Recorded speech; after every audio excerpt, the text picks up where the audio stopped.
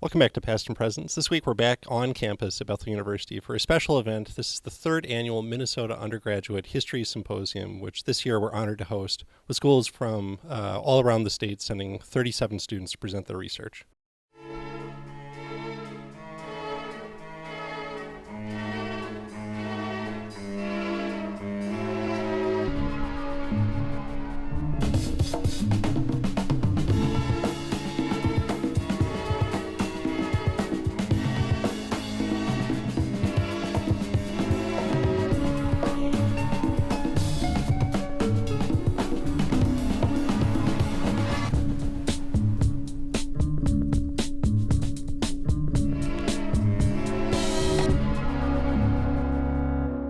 We're at the 2016 Minnesota Undergraduate History Symposium. It's Bethel's turn to host this year, but this is the third year, and the first year was hosted down the street at the University of Northwestern St. Paul, or probably still Northwestern College in 2004. It was Northwestern College at that point.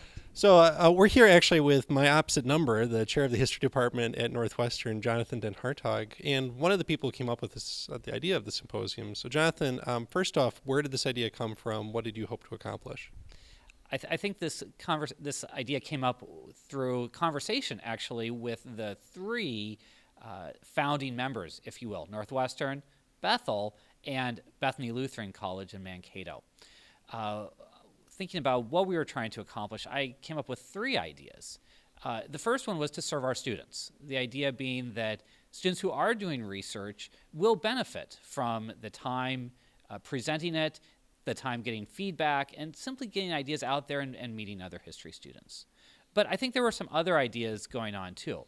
A second was the idea of collaboration, that historians benefit from collaboration.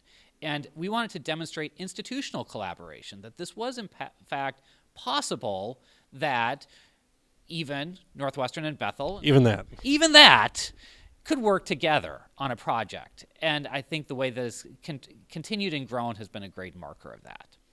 And then a third piece was to give a space to talk about shared concerns that we would have as colleges and universities, to have maybe a time for roundtable discussion about big themes. So not only specific projects, but bigger picture ideas.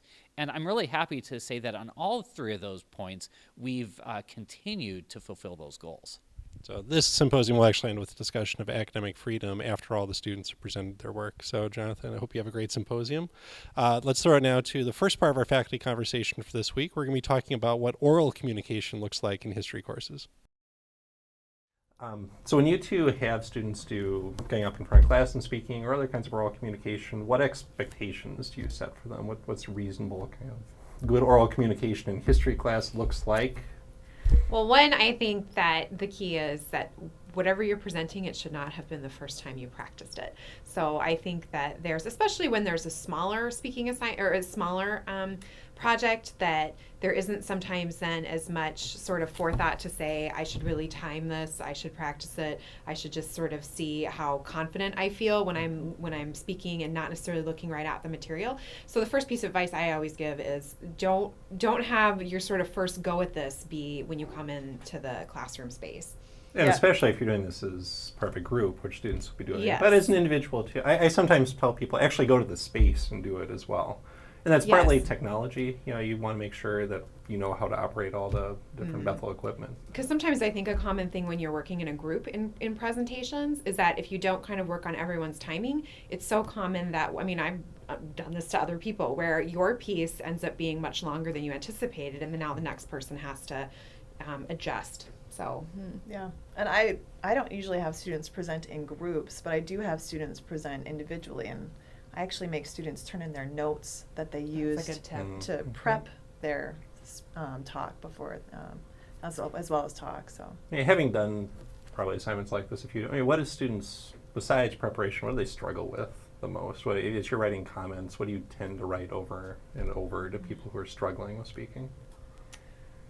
I think the need to really focus on what needs to be a part of what they're actually delivering. So, and part of that is the professor's job to, I think, really make clear what your expectations are. So I think something that I've learned over the years is that if I don't say, these are sort of the highlights I want you to hit of what the overall project is, then everyone runs out of time because the presentation just becomes sort of reading through the whole thing. And so it's the need for the professor to articulate the expectations, but for the students to really pay attention to whatever the criteria is, and to not just see it as kind of standard presentations you have maybe done in high school where your goal is to sort of give a book report, or but to really pay attention to what the assignment calls for. And I think too, one of the situations that I have with students is that some students feel really nervous about presenting in front of other people. And this might sound like cheesy advice, but I usually say, act confidently, and sometimes you actually come to believe in your own, acting confident, and that helps sometimes when you're thinking about delivering your stuff to an audience. And plus, they have to do it too, so everybody's in the same There's boat. that, right. I think it's good too to remember that I think your mindset is such that you always sort of think that the audience, including your professor, is just sitting there waiting for you to make an error. Instead of recognizing that whatever your topic has to be, you've sort of become in a way the expert on that. So everyone is actually just learning from you. They're not listening to you through the lens of wanting to pick apart what you're saying. And at Bethel, we're cheering you on. That's very actually true. We're cheering you on. We don't want to see you fail. We want you to do well. And I think particularly within our department and different personalities, we look at oral presentations as an opportunity to equip you with a skill that we know not everyone loves doing. Right. So we think we can't avoid it. So I think we tend to be even more encouraging because we recognize that this doesn't come easily to everybody, but we also we don't want to send you out unequipped. And that was my sense too, is I think probably history majors generally are pretty good writers coming in. Hopefully we make them better, and maybe speaking is a little less comfortable, but I wonder, is there an analogy between a good writer and a good speaker? Do some of the same principles carry across? Yeah.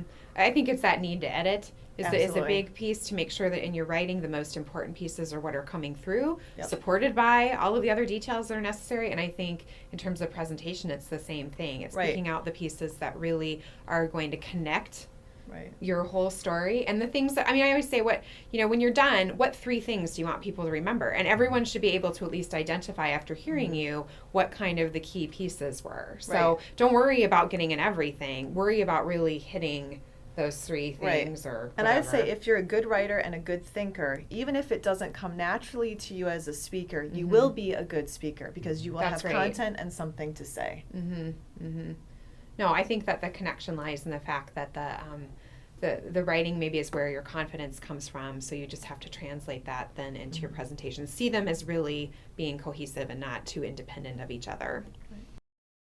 I think gender studies would be a great fit for a history minor because it gives students a chance to explore outside of the traditional canon of historical readings that we use and historical voices that we look at.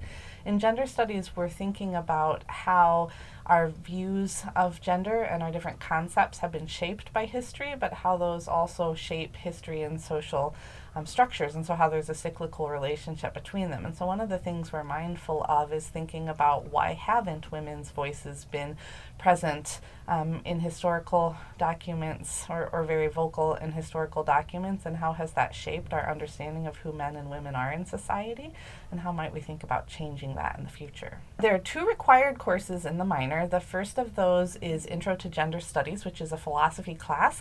And so in that class, we're working on understanding definitions and terminology, the difference between gender, sex, and sexuality. We are looking at the historical ways in which some of those concepts have been shaped, but we're also using our critical thinking skills to evaluate those concepts and to understand some of the bias and presuppositions that go into how we define some of those really key terms. And also we're looking at how they shape 20th and 21st century social structures. Students then go on to also take a required course in history of sexuality and get a chance to specifically focus on women in American history in that course. And then students have the opportunity to choose to take additional courses from a wide range of electives. And then something that's really exciting and unique about the Gender Studies program is that students get to do a gender tag course, which means whatever a student's major or minor is, they can pick a course that they're taking as part of that and do one of their research projects in the course specifically on a theme related to gender. We're back at the 2016 Minnesota Undergraduate History Symposium with a familiar face to you, Professor Anne-Marie Koistra. You've seen her in conversations and a few other things. So Anne-Marie, what are you doing here today? What's your role? I believe I'm speaking on academic freedom. Do you want to give us a little sneak peek? What are we going to talk about in light of academic freedom? Well, some of you might know I teach a history of sexuality course, and sexuality is one of those hot topics around college campuses. So we're going to talk about academic freedom as it relates to the topic of sexuality. Perfect. So for students, what's the value of an event like this? What are you hoping our students take away from the symposium? I think it's great for students to interact with other history students at other institutions, just to have a sense of sort of how they compare, what kind of common interests they have, what does their research look like versus other research, what kind of topics are possible that maybe they might do at another time or might read other books about, that kind of a thing. Thanks, Anne-Marie. Let's turn over now to our interview for this week. It's someone you've heard a lot about. This is Professor Charlie Goldberg, our new ancient historian. I am a Bethel graduate, 1988. I'm a 1999 Bethel grad. I'm a teacher at Minnehaha Academy. I am the pastor of worship and adult ministries here at Church of the Cross. Mutuality editor and publications coordinator. I work as an attorney in the business and corporate practice. English Language Institute, China, in China. Library director at the College of St. Scholastica. I'm a history professor at Bethel University. I was a history major. I was a Bethel history major. I was a history major. I was a history major. I was a history major. History major. I was a history major. I was a history major. My name is Charlie Goldberg. I'm currently at Syracuse University in upstate New York, but I'm originally from Buffalo, Minnesota. I did my undergraduate work at Concordia College in Moorhead, and this fall I'll be the new professor in the history department teaching ancient history. I started my undergraduate work at the University of Minnesota, and I was, at that point, a dual poli-sci and history major. I ended up at Concordia College transferring after my sophomore year, at which point I kind of settled on history as my only major. And I was really interested in a lot of different aspects of history, not the ancient past, mainly modern Europe, European history. And that all changed, really. I had a study abroad trip so it was a semester-long trip to Greece and to Turkey, and along the way, being immersed in the ancient past on a personal level, so not just reading texts and actually being there, it really opened my eyes to a piece of the past that I, at that point, didn't have much exposure to. In particular, one of the requirements for that trip abroad was to lead a site visit of an important ancient landmark, and the one that I chose was the Theater of Dionysus in Athens. And being surrounded by the rows of seats, of marble seats, and seeing where drama was really forged for the first time in Western history, at least, was a really deeply moving experience for me. And then I got to teach my classmates about that, and that was my first real experience, really great experience with teaching. So that whole semester-long trip was really pivotal for me in a lot of different ways. And I know that study abroad is really important at Bethel, and so I hope students out there will see my experience and use it to encourage them. Go out, take a J-term trip, take a semester-long trip.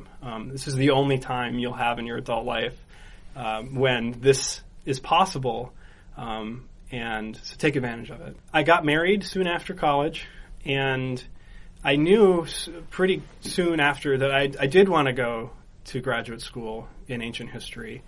But I knew I didn't want to do it right away.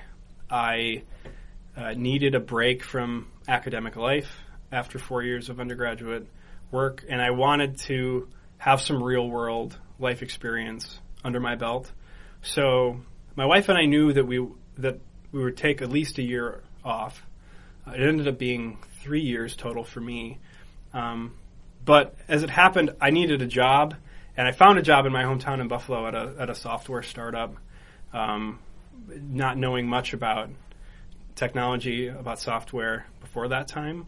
But it was an eye-opening experience in kind of forced learning because that's what the paycheck asked me to do.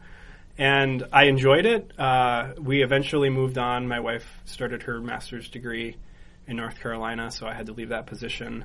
And while we were there, I firmly settled on going to graduate school and getting my PhD in history, and I'm kind of at the culmination of that path right now. I'm finishing up my dissertation. Primarily, I study politics and culture in ancient Rome during the period when Rome was expanding throughout the Mediterranean. So they're kind of their grand imperial project, which goes from about 400 or 300 BCE until around 1 or 200 AD. So within that's a really broad range of time, and politics and culture are a very broad category to study. My dissertation has been on the way the Romans thought about ancient manhood and the connections between that and political life and public life. So I'm asking, as a broad question, what did it mean to be a good man in ancient Rome? And the answer that I come to in my dissertation is that it really meant public service, primarily in politics, because the Romans were a very deeply political people, and a commitment to the public good. Through studying the past, we uncover deep questions about life in general that these ancient and past peoples were already asking. Similar questions to things that are important to us today. So I especially like that aspect about the Roman past, because the American Constitution is in many ways based on the Republican project in ancient Rome. We have a Senate for a reason, because the Founding Fathers decided that the Roman Senate was a good model. And if you go all over Washington, D.C., you see replicas of Roman temples. And that's because in our own political history, we considered that we thought that the Romans were asking the right questions about what does it mean to forge a political community. So in all my teaching and in my work, I try to bring the relevance of that into modern times, and to convince students that this isn't just a mental exercise, and I'm not asking you to memorize dates and events, but I want you to ask how this applies to my life. Some students aren't immediately familiar with what the digital humanities are and how it applies to them, especially in history, but in all throughout the humanities. It allows students to stop being only consumers of history, consumers of English literature, and it allows them to now produce their own ideas and bring their own insights and ideas to a wider audience. Because traditionally, to produce something in these academic disciplines requires a PhD, and it requires a publisher or a journal article that is very difficult to produce that. But in the digital age, there are a myriad of different avenues that you can bring your ideas to a much larger audience. Podcasts, iPhone apps, creating websites, online exhibits. And those are things that undergraduate students can already do oftentimes with the training that they already bring to the table. So it really expands what scholarship means, and it opens it up and encourages students to participate in that project. It has allowed me to do so much more in my own scholarship than I could ever have hoped to do. My department at Syracuse, it's not a large classics program, and so the library has some limited resources. Sources might be difficult to access in the traditional way. If I don't have access to papyri or the ancient texts, it's hard to do my work. In ancient history, since the beginning of kind of computerization or digitization, everything I need is a mouse click away. So I could not write my dissertation without technical tools that bring the ancient sources directly to my face. I could do that right here as we speak. So that just changed the way we as historians work, especially in ancient history. I think that we always have to strive to remember that as historians, we're meant to draw human connections and parallels from one era or one society to another. And I don't think that will change in the digital age. I think that will always remain our focus. For example, the Greek historian Herodotus is the father of history. That's one of his nicknames. And he's the first person to write historia, which is a Greek word that just means inquiry. And he did that with digital tools. At his time, that meant a stylus and a papyrus.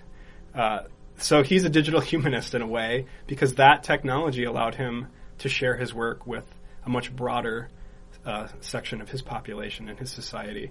That's what digital humanities is rooted in. It's sharing knowledge, and it's telling important stories and drawing important lessons and bringing that to a wider public.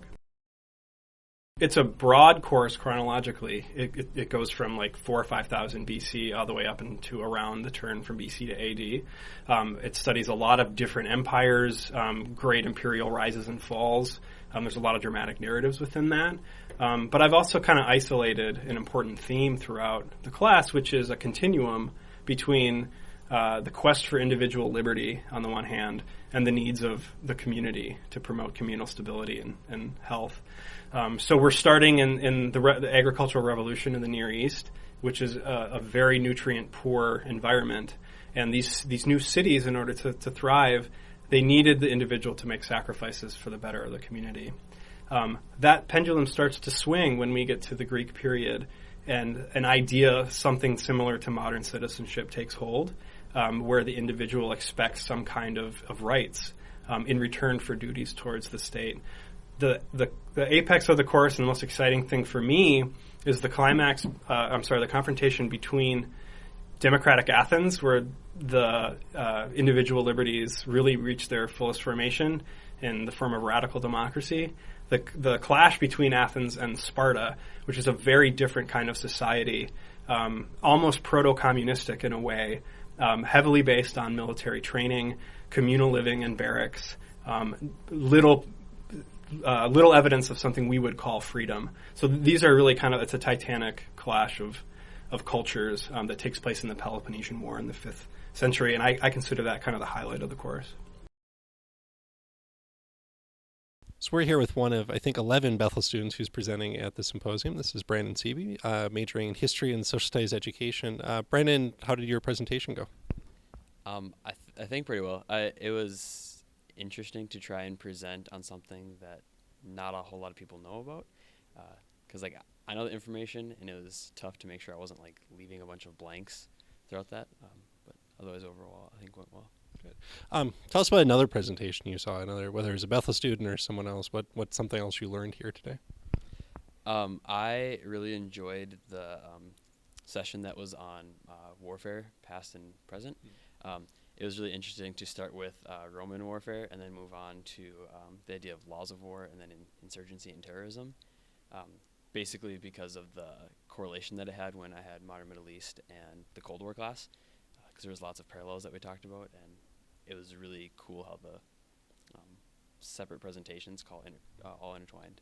So. Well, Brandon, enjoy the rest of your Saturday. We're going to throw it to the second half of our faculty conversation. This is about how to do group work, how to do collaboration in a history course. And then I'll be back to do some wrap-up from the History Symposium. So, Amory and Amy, we often hear from employers that a skill that's probably fairly rare is the ability to work as a member of a team, but you can understand a lot of different settings. That's actually a very valuable skill. To the extent that we develop that, what do you expect out of group work? Or maybe another way to get, why is that something students sometimes struggle with? That was my memory of college, is I always hated being assigned to a group. I'd rather go off by myself and work individually, and you'd have professors say... Because you were the alpha male. A perfectionist.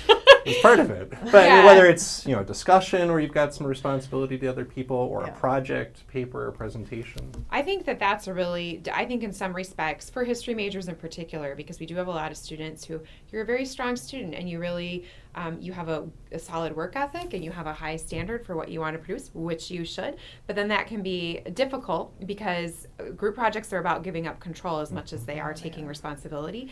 And so I think that something that your responsibility is within a group is to not just, you have to you have to be an advocate for yourself, say, here's what I think that I'm good at, or here's what I think I'd be comfortable doing, because I don't have a lot of sympathy when students will come after and sort of confess and say, well, I really wanted to do this part. I mean, that's part of what we're trying to help you with, is to advocate for yourself.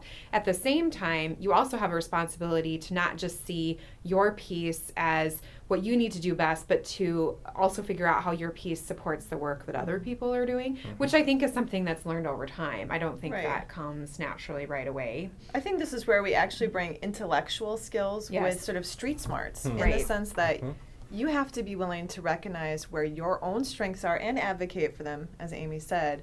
But then you also have to be willing to recognize where your weaknesses are and look for somebody else in the group who can complement your strengths with, their strengths. You might be in an area where maybe you're not quite as strong. And that's the beauty. And I think when it actually works really well, you produce something really quite beautiful, because you're bringing then the value of a lot of different strengths. And the thing is, not everybody has book smart strengths. No. That's not the only kind of, strengths that are out there. So if someone has creativity, that can really add to your group's presentation or group's work in a way that maybe you with the book smarts, that would be me, I don't have the creativity. So I need to, find those people to work with. Right. I think that it's about remembering that you might be telling one story, but figure out how you tell the story best. So if you're the person who thinks, I really think visually, I really like to be creative. I mean, I think this is where you and I do complement each other. I mean, that, you have the book smarts. I enjoy telling visual stories and actually doing oral story, so there's different ways to say we have, no one's responsible for one particular goal. Everyone has the same goals, but it's how do you flesh out those goals. And I do think a challenge for students, at least that I feel like I see, is even though we're in this highly connected society and there's all of these mechanisms for communicating, I'm amazed at how students will not communicate with one another. And so I think that one of the first things that you should do is set up, how are you going to communicate with each other? Because that's another thing I see students suffer from, is saying, well, I didn't know when so-and-so wanted to get together. I mean, that you have to, from the outset, say, I don't know if anyone calls each other anymore, but do you text each other? Do you email? How are you going to, what is your mode of communication with each other going to be? And I think to some degree it needs to be face-to-face. I mean, I think one thing that makes it easier nowadays is you've got a lot of collaborative tools out there. Like I was struck, the last semester I had group presentations. Everyone used whatever Google's version of PowerPoint was. And it's clearly they collaborated. It was also clear they probably hadn't talked face-to-face because you had style differences. And you then just sat with the whole thing. And I was talking with Professor Mulberry about this the other day, because we work together a lot. I think it's partly because we have some gifts that complement each other. We understand each other. It's also because we just talk a lot. We spend a lot of time just kind of brainstorming together. And at least as an initial step in whatever group work you're doing, I think that's important. I think one thing that's really cool about group work is we pay a lot of lip service to things like humility and empathy as being outcomes of a history major. And I had a student ask once, do you think that actually works in the real world? Do you think history majors are more empathetic towards other actual people rather than just the people they read about? Are they actually more humble? And this is a place to actually test some of that. Right. It's one thing to claim that as you write a reflection paper in one of our classes. It's another to actually sit with someone else where you think you are incredibly bright and gifted, and to recognize, no, I'm weak in some of these areas. Well, yeah, not just weak, but to say maybe you think you could have done it as well, but the point is that you don't get to do everything. And I think that that's a big part of whatever workplace that you enter into eventually, is to decide, even if you feel like you could have done it, that part of being part of that humility is letting other people shine, and the practice of taking joy in seeing them succeed. Right. And not to inject relationship advice, but this is the best relationship. Yes. The best relationship is not where you just compliment, but where you actually make the other person better. Because of your strengths, maybe, and your weaknesses, and vice versa. You make the other person better. And I think that would really be the goal, I think, in group work. Well, we've reached the end of an episode and the end of the 2016 Minnesota Undergraduate History Symposium.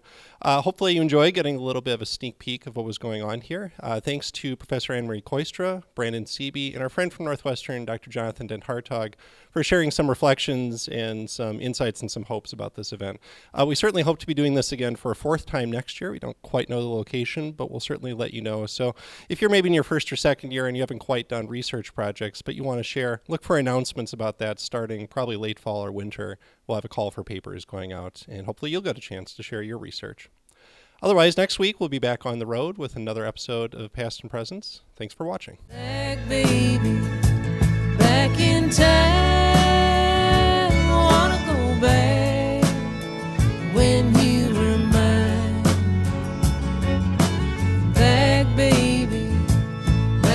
in town.